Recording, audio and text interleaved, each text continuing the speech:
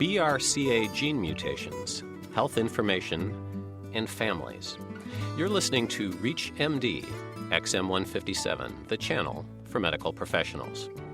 Welcome to the Clinicians Roundtable. I'm your host, Dr. Gary Kohn, and joining me is Dr. Mary Daly, Senior VP for Population Science at the Fox Chase Cancer Center in Philadelphia. Dr. Daly is an oncologist as well as a PhD epidemiologist and is director of the Cancer Prevention and Control Program at Fox Chase in Philadelphia. Today we're going to be talking about BRCA gene mutations, health information, and families. Dr. Daly, thanks for being with us today. We appreciate it. Thank you for inviting me. Let's talk a little bit, before we talk about your work, maybe a little bit about your own medical background, how you got into this business, how you got into this particular area of expertise and interest. Well, it's been a sort of a convoluted pathway that I've taken. As you mentioned, I have a PhD in epidemiology, which I was motivated to do after spending 3 years teaching high school in Africa, where I became very cognizant of the importance of public health. And what epidemiologists are good at is understanding risk factors for disease. So when I eventually went on to become a medical oncologist and specialized in breast cancer, my epidemiology background came in very handy to begin to think about ways not only to treat breast cancer, but also to prevent it. And you can't prevent a cancer unless you know what causes it. And I think my career has benefited a lot from the fact that the Human Genome Project has come along in a very timely way to provide us with some new information about what causes cancer in the way of genetic pathways. So we were able to actually develop a program for cancer prevention based primarily around information from the Human Genome Project, but also taking into account other risk factors for cancer. Yeah, that came along just at the right time. Let's, maybe for our general audience, could you sort of set the stage, the lay of the land for what we know about BRCA 1 and 2 and women's risk for cancer? What's sort of the state of the art with that now? Well, BRCA 1 and 2 were first identified in 1994 and 95. And they were completely new genes. No one had known about them before, but it was clear from the families in which they were detected that they were strongly associated with high risks for breast and ovarian cancer. Now, the range for just how high is the risk varies from study to study, but it's in the general range of, for breast cancer, anywhere from 40 to 85% lifetime risk, and for ovarian cancer, anywhere from, say, 15 to 40% lifetime risks. So even though these are very wide ranges, even at the low end, it's still a very high risk compared to the average population. Could you give us a rough idea what the average risk would be? For breast cancer, a lifetime risk is around the order of 12%, and ovarian cancer, 1.4%. What kinds of things have you learned over the years about sharing this kind of information, this kind of risk information with patients and their families? Most of the time when we're talking about BRCA 1 and 2, it's usually a woman who comes interested in genetic testing.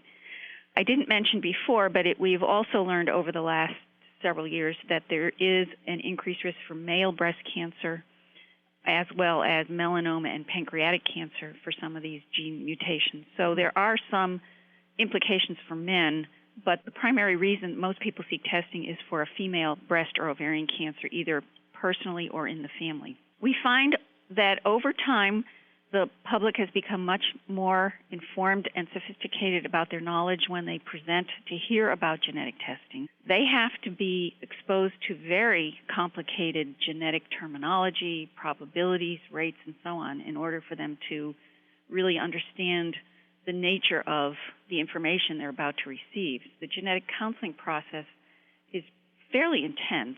Women often bring other family members with them. Often they bring their spouse or partner or adult children, sometimes friends, which is helpful because then you have more than one set of ears. And by and large, most women who have an initial interest in getting tested go through with testing themselves. What happens then, though, is very interesting.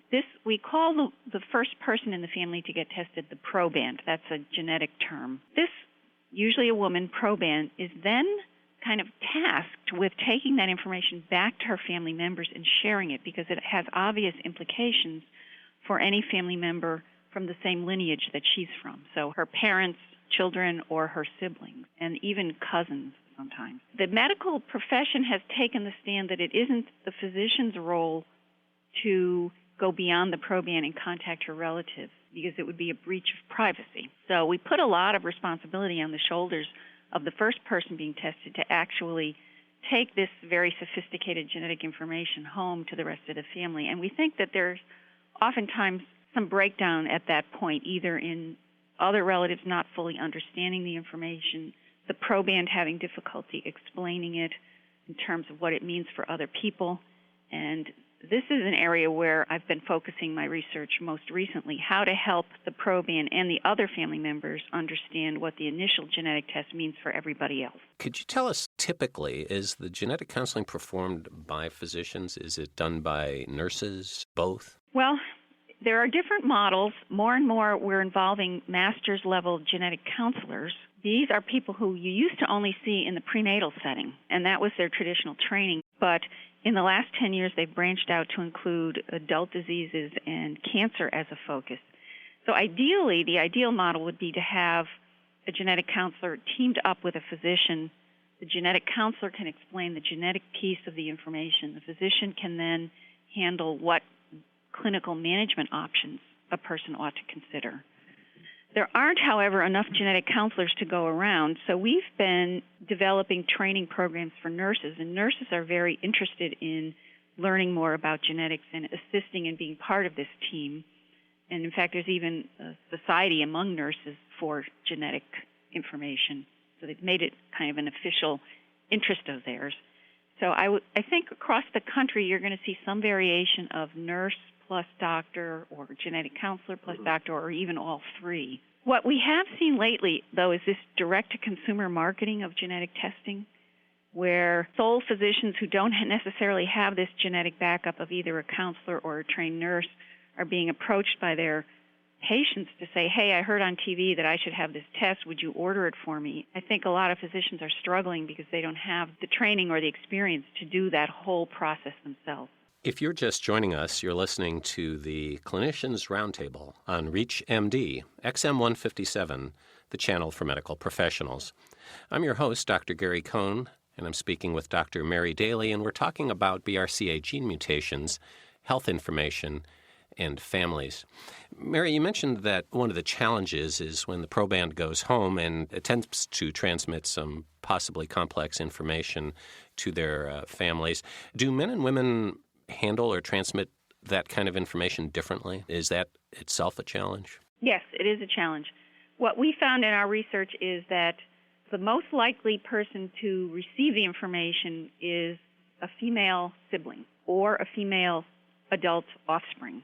The males are told less frequently of any generation, whether it be parent, sibling, or child. The parents of the proband are also less likely to be informed of the test result. And I think there's a variety of reasons for that. We see this as a women's cancer issue, and we don't pay as much attention to the male cancers because they're not nearly as frequent as they are for the women. And some people also have the misconception that this can only be transmitted through the maternal line or the mother and not the father. I think in general, men might handle all the health issues somewhat differently than women in the sense of being more sort of down-to-earth, direct, and not a lot of detail. It's known that men aren't as interested in preventive health measures as women. So I think there are a lot of different gender and generation issues that we have to deal with in getting this information communicated to the right people. Since we have the model where it's not the physician's responsibility to go beyond the proband, can the physician teach or counsel his or her patient in a way that helps them do the teaching better? Yes, first of all, we find it very useful to draw up a comprehensive family tree or pedigree and share that with the person who's going to do the communication and actually point out to them on the pedigree, here are the people who are going to benefit the most from hearing this information. And here's what their risk of having the same mutation is. And we've even developed some materials to help this relative deal with perhaps the emotional reaction that they might get from other family members, sort of help walk them through that process.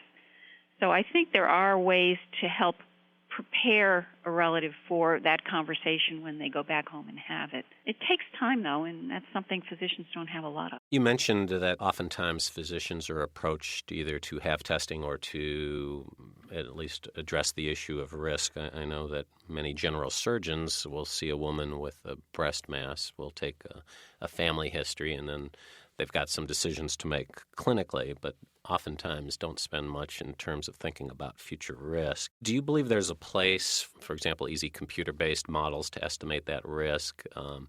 Should such people where the question is raised be advised to seek genetic counseling? What's the sort of first-line doc to do with when the question first arises? Well, I guess I would have to say the ideal would still be to have the physician be sensitive to the family history. And I think we need to be training our young physicians to take a good family history and know the implications of it, because we all know that patients are most likely to do something if their doctor tells them to do it. But when that's not possible, yes, there are computer-based online tools that have been developed. There's one that the CDC has developed to help an individual generate a family tree and tell them what that means for them.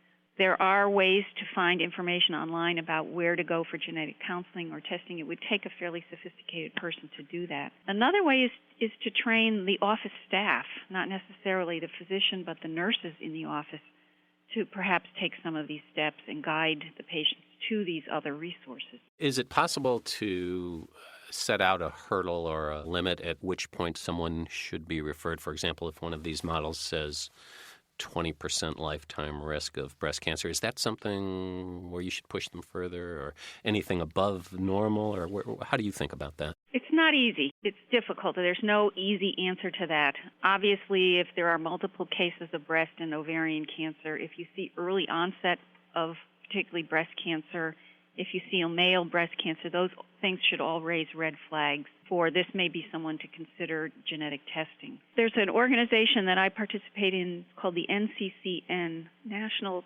Comprehensive Cancer Network, that provides guidelines for all sorts of oncology things. And there is a guideline for who to refer for genetic testing for hereditary cancers. My thanks to Dr. Mary Daly for being our guest. We've been talking about BRCA gene mutations and family health information. I'm Dr. Gary Kohn. You've been listening to the Clinicians Roundtable on ReachMD, XM157, the channel for medical professionals.